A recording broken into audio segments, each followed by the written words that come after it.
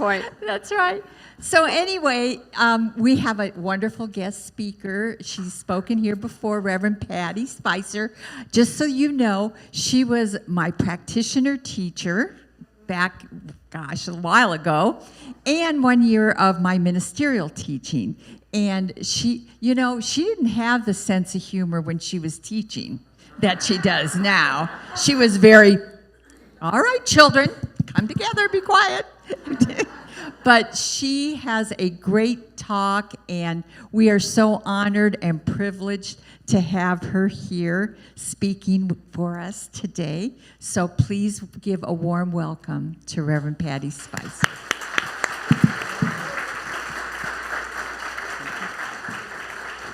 Thank you. I'm fine, thank you. Hug, hug. We were calling you high maintenance because I heard you. You are. I heard you. Well, look at how beautiful she is. Actually, You can she tell. is doing us. She is doing us a- graciously doing us a huge favor by speaking since Reverend William isn't here this month, and you said yes, and she'll be here next month too, giving another talk just to let you know. So, Yeah. Thank and we're you. so grateful. Yes, We thank tease you just like you have a sense of humor with us. We have it back at you. So Yes. if that's how we do things. Law of circulation, that thing. I've heard of that. Have you heard of that? You've heard of Is this that? good right here? Thank you. There you go. Is that close enough? All right. Thank you, All Reverend right. Patty. Susie, wake up. Don't go back to sleep. You're going to be late for school. I don't want to go. You have to go. You're the principal.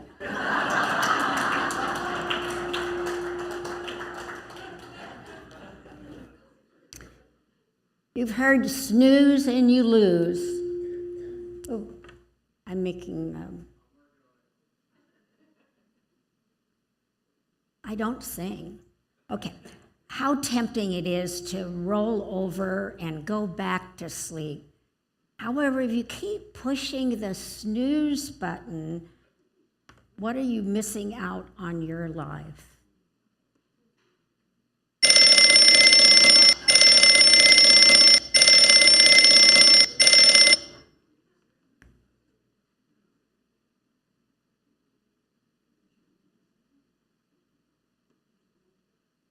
Do you wake up with excitement of fully experiencing life, of giving it your all, of savoring every moment and opportunity?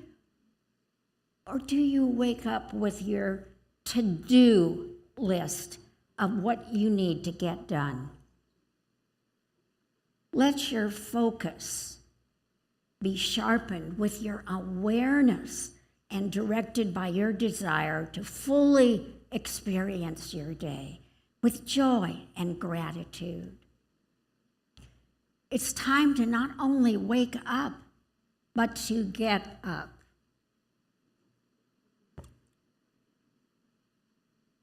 Don't go back to sleep.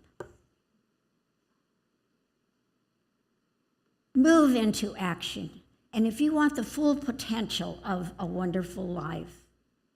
So I'd like to give you a couple of reminders. Start your day with a thought and feeling of thank you for this blessed day before your feet touch the floor. And then when you look in the mirror first thing in the morning, smile. And you'll know that everything is okay with you. Jaludin Rumi said, "The breezes at dawn have secrets to tell you. Don't go back to sleep. You must ask for what you really want. Don't go back to sleep." People are going back and forth across the door sill where two worlds touch.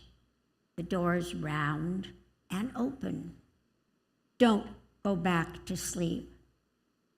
Once awakened from the dream of separation from Source, of doing everything by your own hand and struggle and strife, We must remain consciousness of our aliveness and our deep resources. Rather than giving up our sovereignty and giving in to the desire to relegate responsibility and affix blame to others, we must stay awake and aware of what is now possible. So I would like to give you 4 suggestions on how we can stay awake and aware in our daily lives. First, we need the discipline to move into complacency, out of complacency, not in complacency. So if we have studied science of mind, learned the elements of affirmative prayer treatment, taken classes, workshops, and attended church regularly, read spiritual books, it can become an easy thing to think, I know all this stuff, and go through the motions like rote. And so it is. We can become complacent. We need to cultivate discipline to rekindle awareness of our connection to Source in our lives. There once was a terrible storm and an enormous pile of mud and rocks washed up against a house. And soon the man, the owner, began to shovel rocks and was in small portions, and he'd put them as in a pile into a wheelbarrow. And then he'd trundle the wheelbarrow over to the other side of the property, which had been washed away by the rain. A friend came along, watched for a while, then said, Jim, don't you realize that's too big a job for you? Well, said the man, I don't have enough money to have someone come in with a bulldozer, and while I admit it looks like too big a job for me, I'm not ready to admit that I can't do it without giving it a try. Here was a man who didn't waste time worrying about the size of the job or his ability to finish it. He went ahead and started it. That's the first thing any of us should do if we want to whittle any job down to our size. Writer Charles Swindoll has some good advice for all of us when we find ourselves facing a task that seems insurmountable. Don't focus on the whole enchilada. He suggests take the job in bite-sized chunks. And even the most courageous can be overwhelmed by looking at what must be done in its entirety. This advice particularly helps me because for a long time I have claimed my shortage of time to begin, well, really, it was an alibi, and procrastinated going through our office and cleaning out our files, sorting, eliminating, and just letting go of perceived treasures. If you're running a 26-mile marathon, remember, every mile is run with 1 step at a time. If you're writing a book, do it 1 page at a time. If you're trying to master a new language, try it 1 word at a time. There are 365 days in the average year. Divide any project by 365, and you'll find that no job is all that intimidating. All it takes is discipline, daily discipline, not annual discipline. And it's true that practicing the presence in your life too, daily. Second, we need to take action. Even if you're on the right track, you'll get run over if you just sit there, according to Will Rogers. You know, there are 2 ways to get to the top of an oak tree. One way is to sit on an acorn and pray and wait.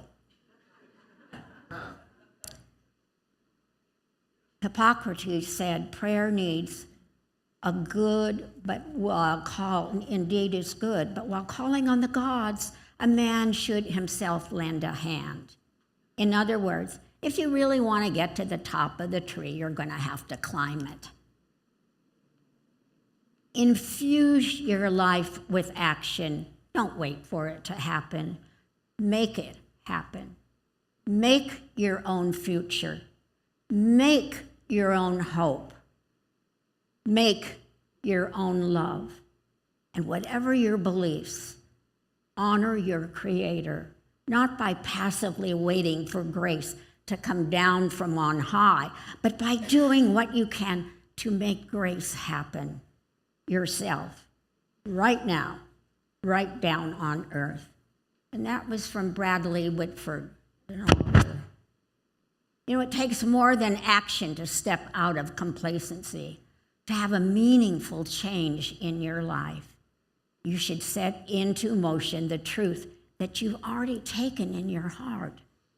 A bodybuilder can stare at his weights for days with the thought they're going to improve his physique. It's only when he takes action, when he begins lifting those weights, that muscles develop. And yet actions will not be effective unless they begin with a thought and are energized by emotion, feeling. To grow and change in a spiritually sound and emotionally mature way.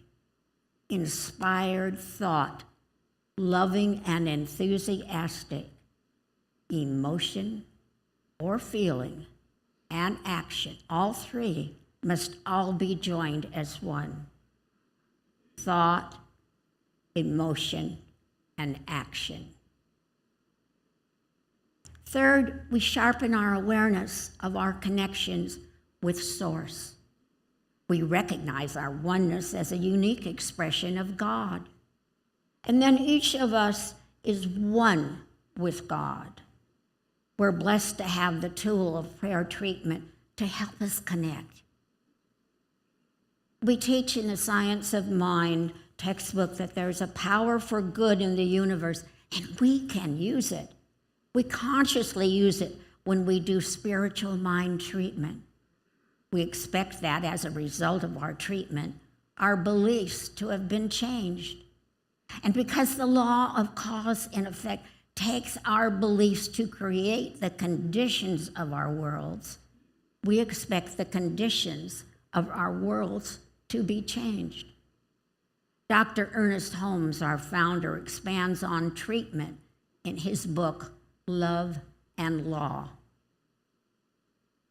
He says, here's the way to do it. You are not dealing with conditions. You're dealing with thought. Thought. Nothing else. Thought and spirit. And it depends upon what we think, what we shall become. And the sooner individuals who are seeking to operate this principle will realize that it depends only on what they think and depends upon nothing else. And the sooner they learn to depend upon nothing else, the sooner they will demonstrate that principle. In the Science of Mind, the possibility of demonstrating does not depend on environment, condition, location, personality, or opportunity. It depends solely upon our belief and our acceptance and our willingness to comply with the law through which all good comes. We know that spiritual mind treatment has more power and subsequent success when in doing our treatment work, we identify ourselves more with the absolute than we had done before.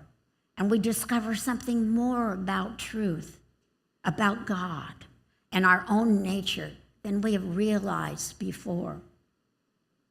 Thus, spiritual mind treatment brings us into a greater realization of the absolute spiritual beings that we are.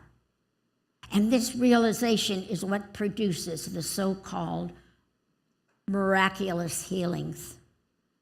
Therefore, our most effective spiritual mind treatments are the ones in which our realization of truth, our step one of treatment, recognition of spirit as all, is crystal clear.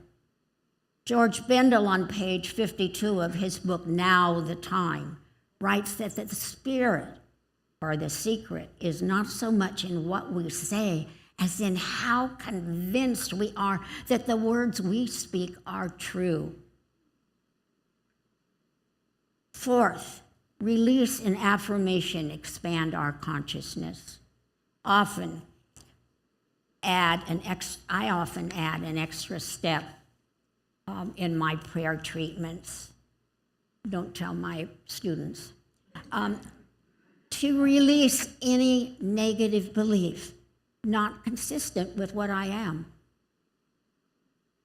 I then immediately restate a healthy affirmation in its place. Consider affirming and without eliminating or releasing is like changing a baby's diaper by putting a clean one over the dirty one. So can you picture training wheels on a child's bike? Anybody? Two small wheels are attached to the back axle, and that gives stability to the bicycle so that anyone learning to ride won't fall over. Now consider the term spiritual training wheels in describing release and acceptance. And while learning to ride a bicycle, training wheels help you to fine-tune your natural sense of balance without getting hurt or falling over. Spiritually, too, you may need assistance to fine-tune your balance. Too many experiences have the potential to knock you off your spiritual center. A harsh word, a deep disappointment, a nagging fear, these and 1,000 other events can throw you off track.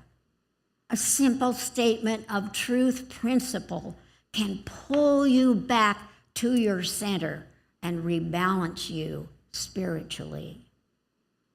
In Alaska during the rainy season, dirt roads become thick mud.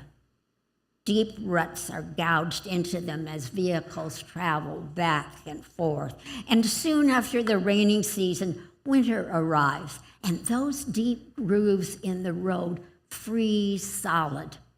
And at the beginning of one of these roads, a particular long one, there is a sign that says, "Choose your rut carefully. You'll be in it the next 50 miles.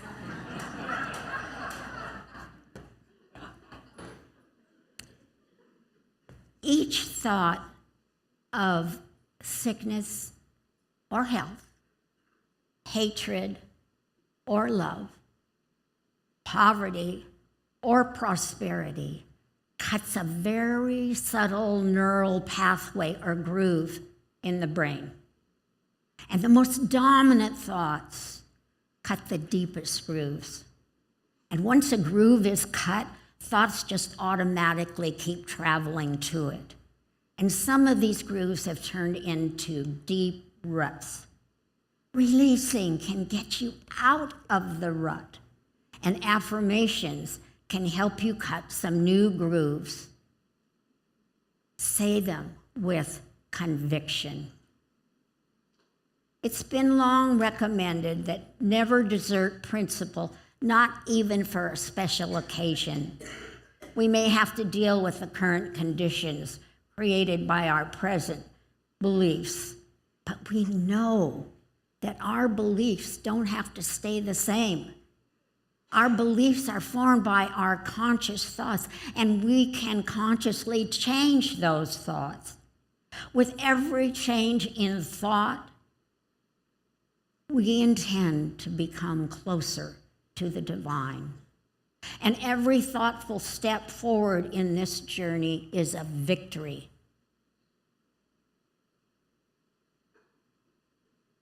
Often we should think in a new way. So I want to tell you a true story about a third-generation barber in a small community in the Midwest. And that shop had been handed down from his grandfather and developed not just as a hair salon, but more of a community center where the farmers and the families would come in and not only get their hair done, but enjoy the coffee and the donut bar and spend time with their neighbors and their families and talk about their farmers and what's happening. This shop had grown to include 10 stylists who cut all the men's hair and all the women's hair in this community. The owner's son came home from graduate school during spring break to find his father depressed and reclusive. Finally getting his father to share what the problem was. The father confided that there was a new national chain that had been moving across the country, bringing in cheap hair salons into all the different communities and driving everyone out of business. And so, even though the community had loved all the work that he had done, the perms and the haircuts and the styles over the years, right down the street opened up this new shop, and it offered $6 haircuts. I've been looking for that shop. Person after person had left to go to the new low-cost shop. The father told his son, "There's absolutely no way I can compete with $6 haircuts. So much of my clientele has now gone to the new shop, and I have no choice but to close." After 3 generations, we are going bankrupt.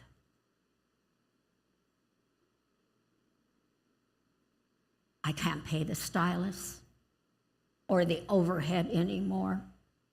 And he despondently said that with his hands covering his face so his son would not see the tears rolling from his eyes.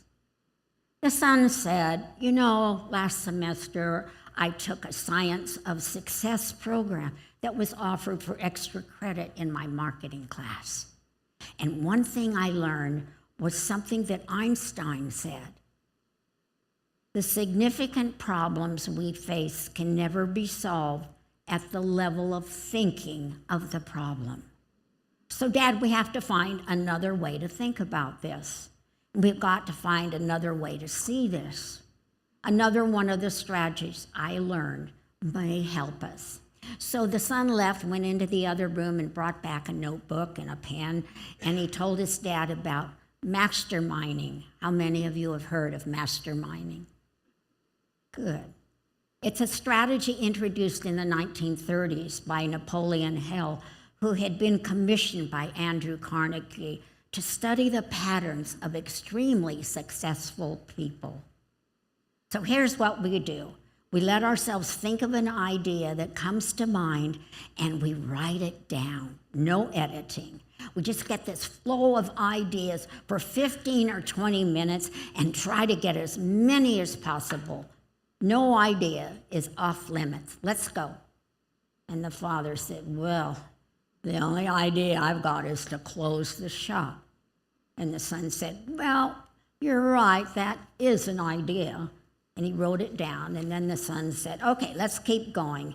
Before long, the son and his father started getting a flow of ideas and writing down every one of them, even crazy ones that came to mind.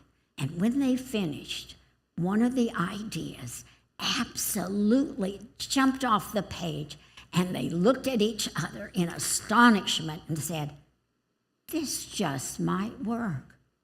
And the son left the next day to go back to college. But the father implemented the idea, and within 6 weeks, not only had his drop in clientele completely returned, but the number of customers was now 11% higher than ever in the history of the shop. Do you know what the idea was that turned sheer failure into a new course of increasing success? The idea was to place a big sign on top that read, "We fix $6 haircuts."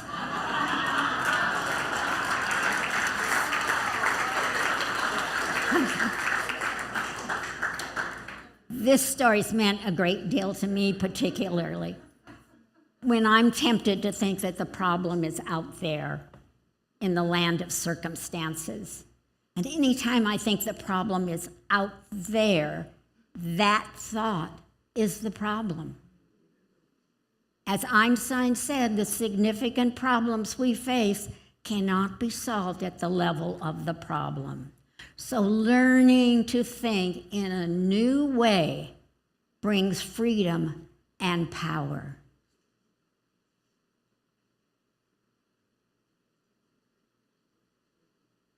Again, here are the 4 ways to stay awake and aware in our lives. First, we need the discipline to move out of complacency. Second, we need to take action. And third, we sharpen our awareness of our connection with Source or God. And fourth, we expand our consciousness with release and affirmation. The world would have us believe that it dictates our reactions and represses our creativity. But the voice of truth within can never succumb to this pretense. So we deny its power over us and remain faithful to our new stage of being awake and alive with great insight and vast power.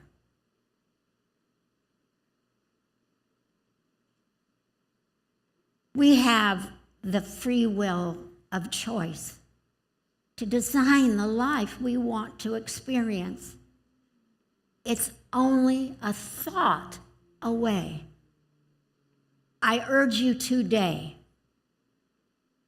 to spiritually wake up fully and don't go back to sleep. I have put reminders out in the foyer of these 4 top ideas, and also for a daily affirmation. And I'd be pleased if you would say that with me. You can put it on your mirror while you're smiling, or you can put it on your refrigerator door with the pictures of your family.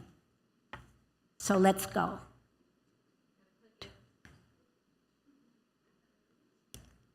Today, I go of all random thinking, and I consciously and carefully choose only positive thoughts for my highest good. I am empowered with a renewed sense of awareness, balance, inner peace, love, and joy. You are a valuable, powerful, and precious, and you should take advantage of all the blessings available to you. Thank you for being here. Namaste.